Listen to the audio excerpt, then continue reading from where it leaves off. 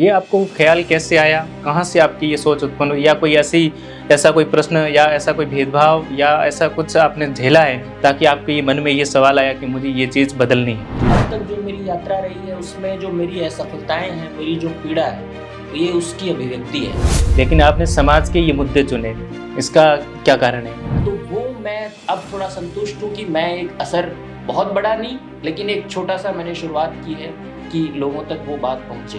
आपने कौन सी पार्टियों से बात करी है कि मैं ये मुद्दे लेके चल रहा हूँ? क्योंकि भाई जिन लोगों के पास जिम्मेदारी है, जो ताकतवर लोग हैं, उनके बच्चे वहाँ पढ़ नहीं रहे ना।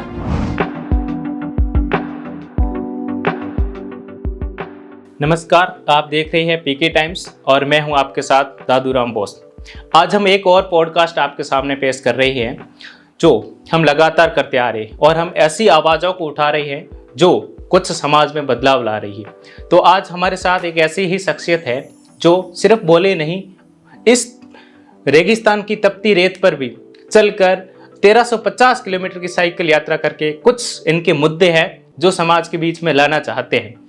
हम उनसे इस पॉडकास्ट में खास बात करेंगे और जानेंगे उनके सफ़र के बारे में, और क्या क्या इनके सफ़र में चुनौतियों का सामना करना पड़ा, उन चीज़ों के बारे में भी, और इनकी यात्रा आगे कहाँ तक इनका सफ़र है, क्या क्या चीज़ों के सब इन पॉडकास्ट पूरे में हम बात करेंगे। सर, पीके टाइम्स में आपका बहुत बहुत स्वागत है। सर, मैं आपसे पूछना चाहता हूँ, आप अपना पहले तो परिचय वगैरह दें तो हमारा पूरा चैनल के जितने भी व्यूअर्स हैं जो भी, वो आपको अच्छे से जान पाएँ। जी, बहुत बहुत धन्यवाद दादू जी। और मैं सबसे पहले पीके टाइम्स का आभारी हूँ कि मेरी बात रखने का यहाँ मुझे एक अवसर मिला है। और मेरा परिचय ये है कि मेरा नाम जितेंद्र मैला है और झुंझुनू के पास मेरा गांव है खंगा का पास। और दिल्ली से JNU कैंपस में एक इंस्टीट्यूट है, इंडियन इंस्टीट्यूट मास कम्युनिकेशन, वहाँ से मैंने पत्रकारिता और मास कम्युनिकेशन की पढ़ाई की है। उसके बाद मैं 10 साल प्राइवेट सेक्टर में मैंने काम किया। जी सर। और उसके बाद मैं 4-5 साल अलग अलग पार्टियों में के साथ मैंने काम किया। और इस बार जो है वो मैं ये यात्रा कर रहा हूँ, जो मतलब उसका एक पहला चरण इस प्रयास का मैंने पूरा किया है। जो यात्रा मैंने रुणीचा रामदेवरा जैसलमेर से शुरू करी, जो 15वीं और 16वीं शताब्दी के लोक महापुरुष बाबा रामदेव की धरती है जी। वहाँ से ये यात्रा शुरू करके मैं फलोदी, बाप, कुलायत होते हुए बीकानेर, और बीकानेर के बाद कतरियासर जो कि जसनाथ जी का गाँव है, वहाँ से लूणकरणसर, महाजन, अर्जनसर होते हुए पल्लू, नौहर और गोगामेड़ी जो कि गोगा जी का गांव है। बिल्कुल। उसके बाद तारानगर, चूरू और झुंझुनू का बिसाऊ हिस्सा करते हुए फिर वापस चूरू में रतनगढ़, ताल छापर, बीदासर और मुकाम जो कि जम्भेश्वर जी का गांव है। और उसके बाद नोखा, नोखा के बाद नागौर, नागौर के बाद खरनाल जो तेजा जी का गांव है, और जोधपुर, जोधपुर के बाद बालोतरा, बाइतू, बाइतू में खेमा बाबा का गांव है। बिल्कुल। और उसके बाद यहाँ बाड़मेर तक की मैंने यात्रा की है। 1350 किलोमीटर साइकिल से चला हूँ और अकेला चला हूँ। और दो बातों को लेकर यात्रा कर रहा हूँ कि सबसे पहली बात है कि राजस्थान के अंदर कोई 70,000 सरकारी स्कूल हैं। बिल्कुल। हर स्कूल को इंग्लिश मीडियम बढ़ाओ। और दूसरी बात है कि प्राइवेट सेक्टर में जो है वो आरक्षण लागू करो। तो ये एक बुनियादी परिचय आप कह सकते हैं, बाकी हम विस्तार में बात करें। सर, मैं आपसे ये पूछना चाहता हूँ कि आपने ये 1350 किलोमीटर की जो यात्रा करी है, ये आपको ख्याल कैसे आया, कहाँ से आपकी ये सोच उत्पन्न हुई, या कोई ऐसा कोई प्रश्न या ऐसा कोई भेदभाव या ऐसा कुछ आपने झेला है ताकि आपके ये मन में ये सवाल आया कि मुझे ये चीज़ बदलनी है? ये दादू जी कई बार ये मेरे से पूछा है लोगों ने, तो अब मैं इसका एक आर्टिकुलेटेड जवाब कुछ ढूंढ पाया हूँ। अब तक जो मेरी यात्रा रही है उसमें जो मेरी असफलताएं हैं, मेरी जो पीड़ा है, ये उसकी अभिव्यक्ति है। मैंने जो जो करने की कोशिश की है, मैं जाति से टकराया हूँ, वो मैंने बहुत उसको करीब से देखा है कि समाज के अंदर किस तरह से भेदभाव किस स्तर पर है। और मैंने शिक्षा में काम किया है और हमेशा ये कोशिश रही कि कुछ हम समाज में कुछ मौलिक बदलाव कर सकें, उसके लिए कुछ काम कर सकें। तो मैं राजनीतिक दलों के भी संपर्क में रहा, सामाजिक संगठनों के साथ भी संपर्क में रहा और अभी भी हूँ, और मैंने काम किया उनके साथ। तो ये उस पूरे अनुभव का एक तरह से उसकी अभिव्यक्ति है कि या तो आप अपने आप को सरेंडर करें, या तो आप परिस्थितियों से समझौता कर लें, और या फिर आप फिर से एक नई शुरुआत करें। तो ये एक तरह से मेरी जो असफलताएं हैं, मेरी जो पीड़ा है, मेरा जो अनुभव है, ये उसकी अभिव्यक्ति है जो मेरे अंदर से बाहर निकल के आई है कि मैं ये साइकिल यात्रा पे निकला और मैंने हिम्मत जुटाई, साहस जुटाया, हिमाकत की कि मैं बिल्कुल सर। अकेला निकला। तो और उसके बाद सिर्फ साइकिल चलाना चुनौती नहीं थी दादू जी, मतलब बिल्कुल। क्या मैं उस यात्रा से जिन बातों को लेके मैं चला, जो मुद्दा लेके मैं जो 2 मुद्दे लेके इस यात्रा में चला, क्या मैं कोई असर छोड़ पाया या नहीं, वो मेरे लिए चुनौती थी। तो वो मैं आपको बताना चाहता हूँ। मेरे जो वीडियो हैं, जो मैंने मेरी बातें रखी हैं, हर 20 किलोमीटर 30 किलोमीटर पे मैंने लोगों के साथ बैठ के करी है। मेरे आप पेज पे आप देखेंगे तो मैंने युवाओं के साथ, बुजुर्गों के साथ, अलग अलग संगठनों के साथ, राजनीतिक पार्टियों के लोगों के साथ मैंने मेरी बात रखी है। और मेरे आप पेज पे देखेंगे तो वो वीडियो जो है वो 20-30 हज़ार से ज़्यादा, 20-30 हज़ार लोगों से 2.5 लाख लोगों तक उसके व्यूज़ गए और देश भर से उस पर प्रतिक्रियाएं आई हैं। बिल्कुल। तो वो मैं अब थोड़ा संतुष्ट हूँ कि मैं एक असर, बहुत बड़ा नहीं लेकिन एक छोटा सा मैंने शुरुआत की है कि लोगों तक वो बात पहुँचे।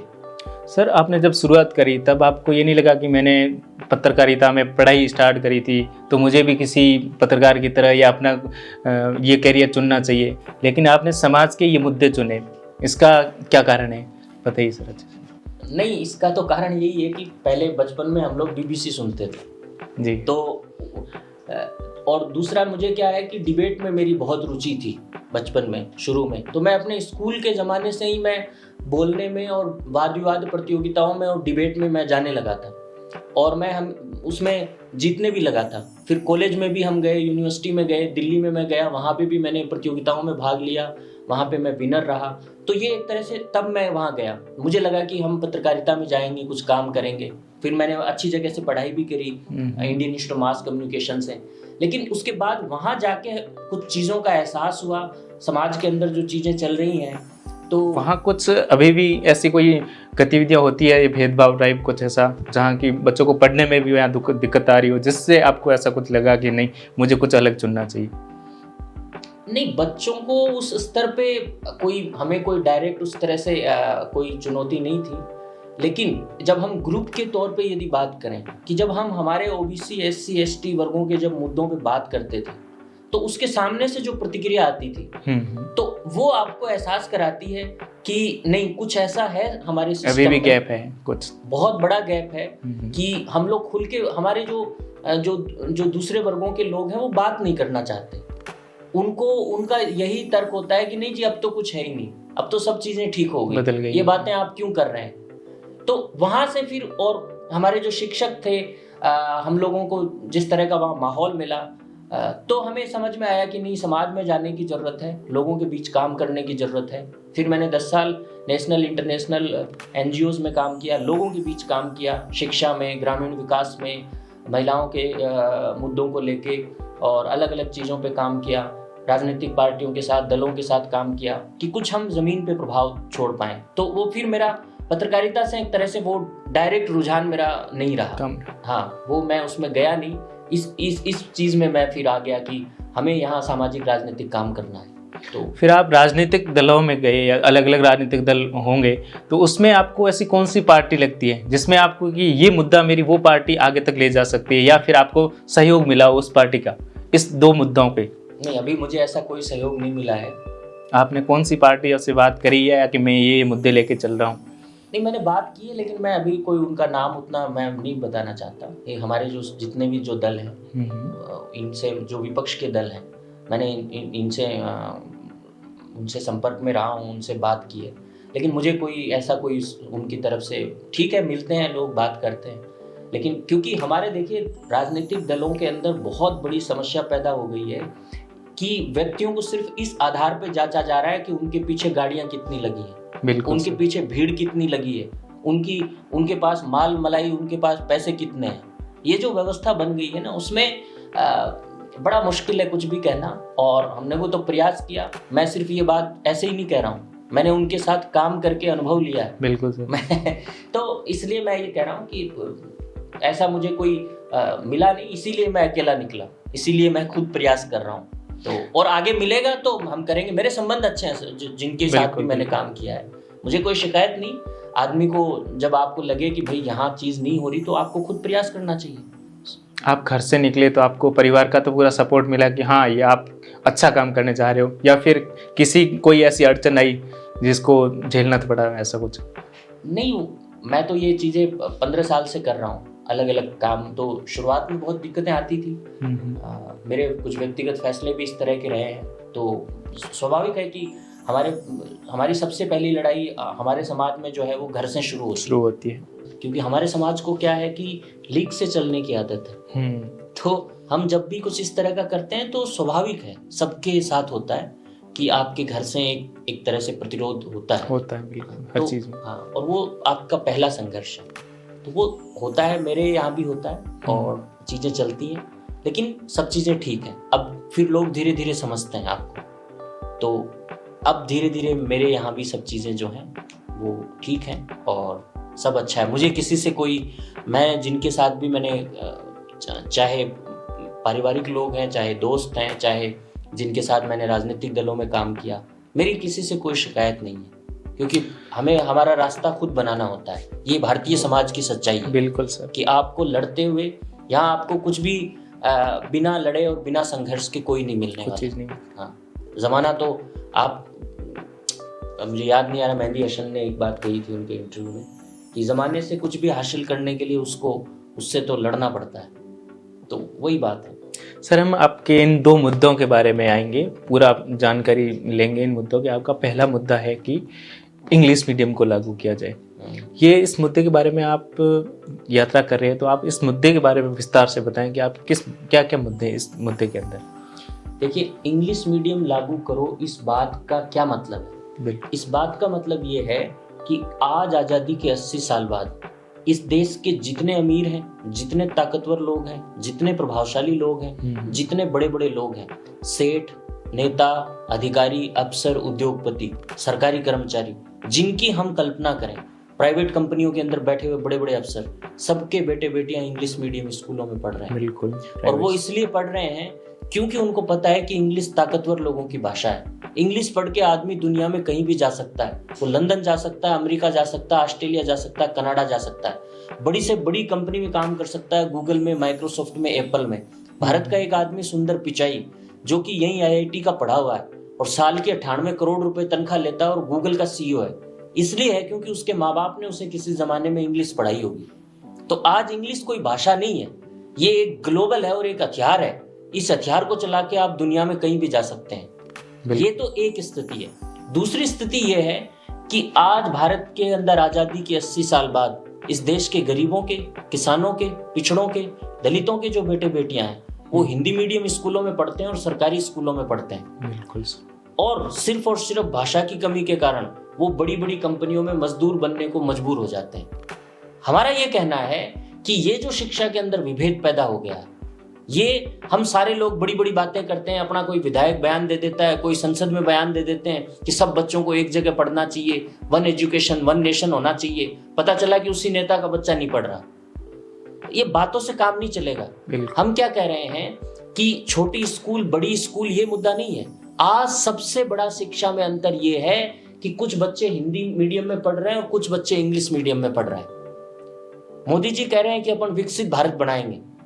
दुनिया में ऐसा कोई विकसित देश नहीं है दादू जी जहां अमीरों के बच्चे अलग पढ़ते हैं और गरीबों के बच्चे अलग पढ़ते हैं। ये आज इस भारत की व्यवस्था बन गई है और उसमें शिक्षा के अंदर सबसे बड़ा अंतर जो मैं कह रहा हूं, उस पे हमें काम करना होगा। साउथ के सारे राज्यों के अंदर बच्चे इंग्लिश सीखते हैं और वो दुनिया में कहां नौकरियां करने जा रहे हैं, हमारी कल्पना के बाहर की बात है। बिल्कुल। तो हमें ये मूल अंतर है कि कुछ बच्चे हिंदी में पढ़ रहे हैं, हिंदी मीडियम में, और कुछ इंग्लिश मीडियम में। इस अंतर को हमें पाटना होगा।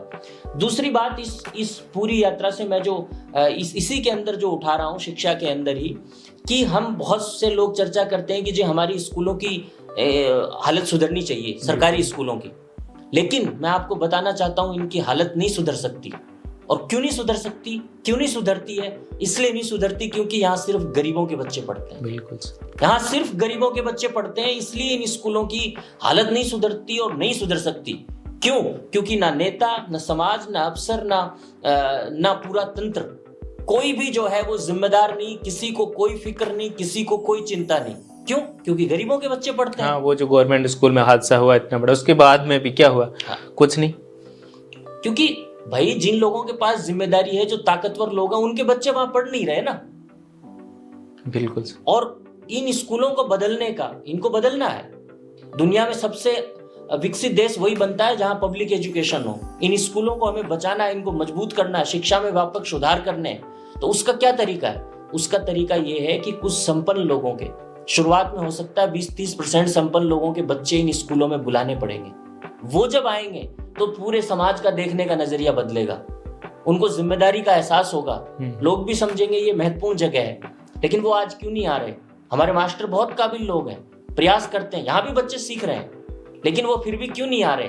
इसलिए नहीं आ रहे क्योंकि यहाँ इंग्लिश नहीं है, हिंदी मीडियम से, हिंदी मीडियम, ये सबसे बड़ा कारण है कि वो अपने बच्चों को यहाँ नहीं भेजते। इसलिए उन बच्चों को बुलाने के लिए हमें इंग्लिश मीडियम लागू करना होगा। और जब वो बच्चे आएंगे तो इन सारी स्कूलों की हालत बदलेगी, तस्वीर बदलेगी।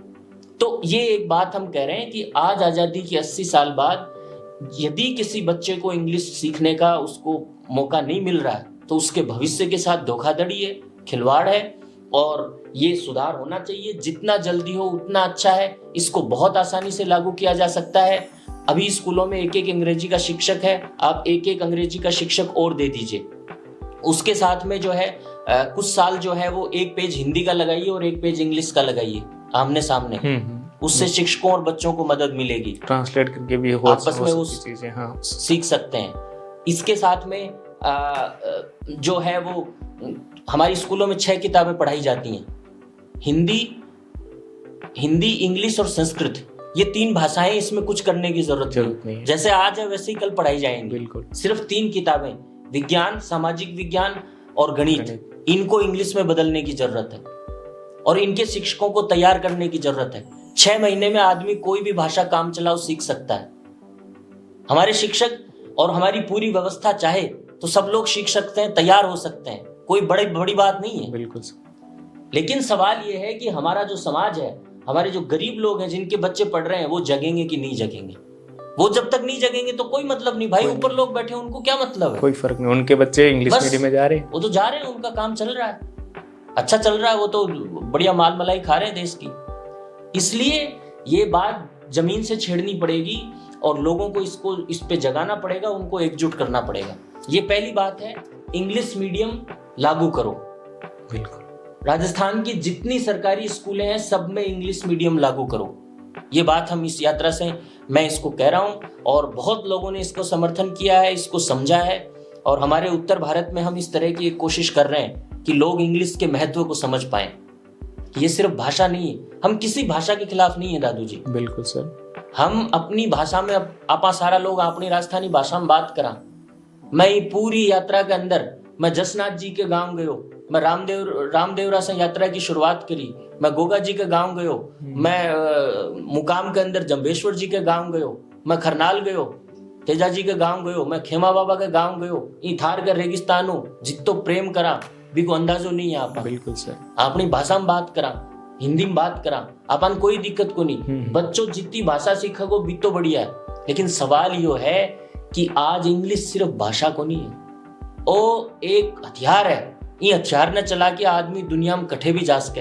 अपना टावर भी लंदन अमेरिका पढ़े, अपना लोग भी गूगल, माइक्रोसॉफ्ट, एप्पल में काम करें। एवरेज सैलरी बैठे 80 लाख रुपया से लेकर 2 करोड़ रुपया तक की सैलरी हो नॉर्मल कर्मचारी की।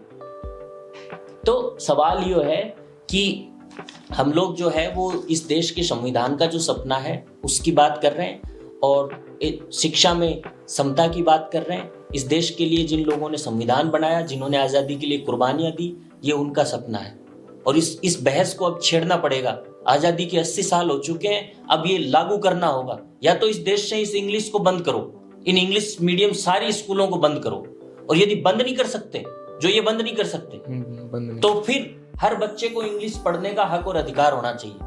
ये बात इस यात्रा से कह रहा हूं और लोग इसको समझ रहे हैं। ये मेरा पहली बात है। दूसरी बात जो इस यात्रा से कह रहा हूं वो है कि निजी क्षेत्र में आरक्षण लागू करो। इस बात का मतलब ये है कि आज भारत के अंदर जितनी नौकरियां हैं उनके अंदर सिर्फ 3-4% नौकरी ही सरकारी नौकरी है जी। बाकी सारी जो नौकरियां हैं वो प्राइवेट सेक्टर में है।